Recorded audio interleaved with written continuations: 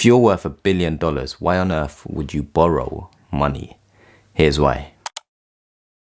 Most billionaires don't actually have much cash sitting around in their bank accounts. Their wealth is in the form of assets. When we say assets, we're usually talking about stock or investments in companies, real estate portfolios, various investments in startups, venture capital, private equity, hedge funds, so on and so forth. Because that money is all tied up in investments, in order to access that money, they would have to sell some of their stock that they've invested or sell a property in order to liquidate that real estate portfolio. And so there's three main reasons why billionaires would have to borrow money or would prefer to borrow money as opposed to using their own cash. The first reason is liquidating assets costs. The second reason is it's cheaper to borrow. And the third reason, and we'll go through all of these in the video, is tax savings. All right, the first reason is liquidating assets. Now, liquidating assets, what does that exactly mean? So think of liquid versus illiquid. So liquid is when you've got access to your cash easily, it's easily available basically. Illiquid is when you don't have access to your money or your cash. So when something is illiquid, it means it's hard to get access to. An illiquid investment, for example, would be an investment in property. You can't really get access to that cash tomorrow. You would have to sell the property, which takes a long time. So real estate portfolios are an example of an illiquid investment. A liquid investment might be a sum of money invested in a basic cash savings account or a money market fund, where you can access your money a lot faster than you would if you're invested in a real estate portfolio or if you're invested in like a private equity deal where you are investing money over a 10 or 15 year time horizon. So illiquid, you can't access your money easily.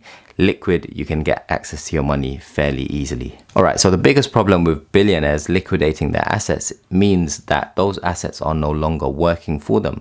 So if they sell part of their property portfolio or if they sell some stocks that they've invested in to get cash, it means those stocks are no longer generating income for that billionaire, or that real estate portfolio is no longer generating rental income for that billionaire. So they give that up in exchange for cash. They liquidate that investment in exchange for cash. So liquidating assets means you forego income from your investments just to have cash, and you don't want to do that. What's the point of having cash if that cash could be tied up in an investment which generates income? So you get income on top of the value of the cash that you've got invested, versus just having cash, which means you're not generating income. So that's problem number one. All right, reason number two, it's cheaper to borrow money. Let's say you've got a stocks and shares portfolio and it's returning you 5 or 6% a year. So your return on investment is 5 or 6% per year. But you can go to the bank and you can borrow money and pay an interest rate of 2 or 3% per year. Let's say 4%.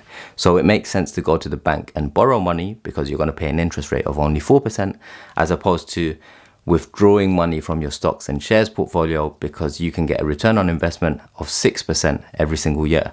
6% is higher than 4%, and so it makes sense to keep your money invested in your stocks and shares portfolio and then borrow the money that you need from the bank. Why are you gonna, it goes back to liquidating. No point liquidating that stocks portfolio when you can borrow money from the bank at a cheaper interest rate. So in essence, the billionaire is actually making money by retaining their investment and going to the bank or a lender and borrowing money at a cheaper interest rate instead. All right, the third reason why billionaires borrow money instead of using their own cash is if you borrow money, you don't have taxable income. So what does that mean? If you want to buy a property worth $1 million, for example, you can sell $1 million worth of stock. However, you're going to have to pay, I don't know, 20% of tax on that, right? So it's essentially 800K that you pull out. So in order to buy a property worth $1 million, you're going to have to withdraw or sell stock worth about $1.2 million or $1.15 million, whatever it might be.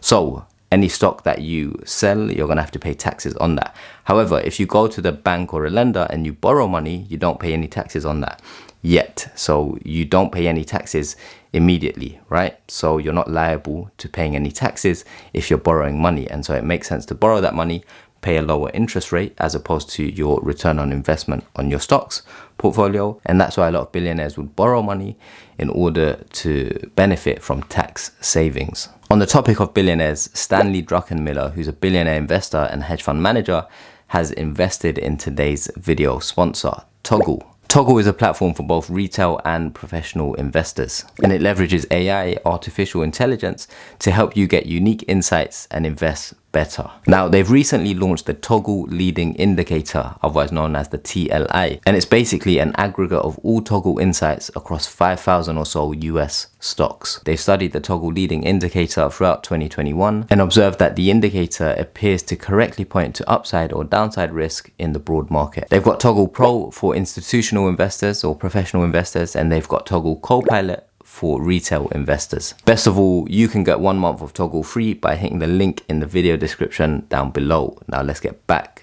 to the video. Alright, so how does our financial position compare to a billionaire's? So it's important to understand, relative to a billionaire's overall wealth, they don't have much cash. So they've got a small proportion of cash and a large proportion of assets invested in illiquid investments. Whereas the average person is the opposite. So they have a large proportion of cash and a small amount of their wealth or net worth tied up to illiquid investments. For example, the largest source of income for the average person is their salary. So that's a cash income, right? And so most of their net worth is in cash. That cash comes through. Most of it is spent on living expenses and liabilities. And then a small amount is usually invested or saved, right? Invested in a stock portfolio or a real estate portfolio. But overall, generally speaking, that real estate portfolio or stock portfolio isn't a large proportion of the average person's net worth. When your assets are tied up in more illiquid investments, there's a reason for that.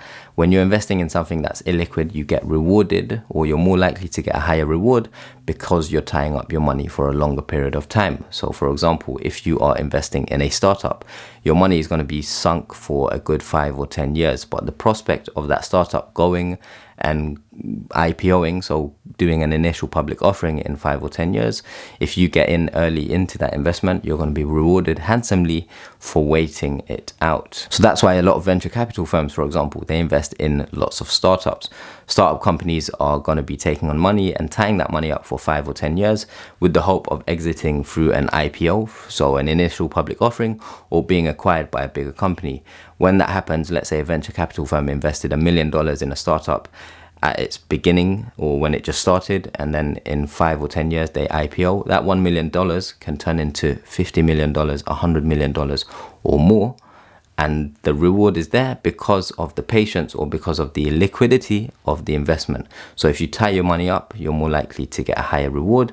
However, if your money is just in a very liquid investment like a cash savings account, then because it's easily accessible, you get less reward for that. So there's a premium on illiquidity, and that's important to know. And so when you have lots of money, it's easier to make big investments in illiquid investments, which are more likely to pay off a higher return on investment. And that's partly why the rich kind of get richer. The more money you have, the more options you have, and the higher return on investments you can make. Now, sometimes you might see a billionaire and one day their net worth is a few $1 billion, and then the next day their net worth drops heavily. And that is due to market risk. So let's take Jeff Bezos, founder of Amazon, for example. His net worth is heavily tied to Amazon's share price because most of his net worth is in Amazon stock. So when Amazon performs poorly in the stock market, his net worth drops heavily. So that's one of the risks of being a billionaire, where most of your net worth is tied to 1 or 2 companies. However, other industries like steel magnate billionaires or real estate billionaires, they won't see as much fluctuation in their net worth compared to someone who's a billionaire from 1 or 2 companies. If you made it to the end and you want to find out more about investing, hedge funds, billionaires and wealth, check out some of these videos, and I will see you in the next one. Peace.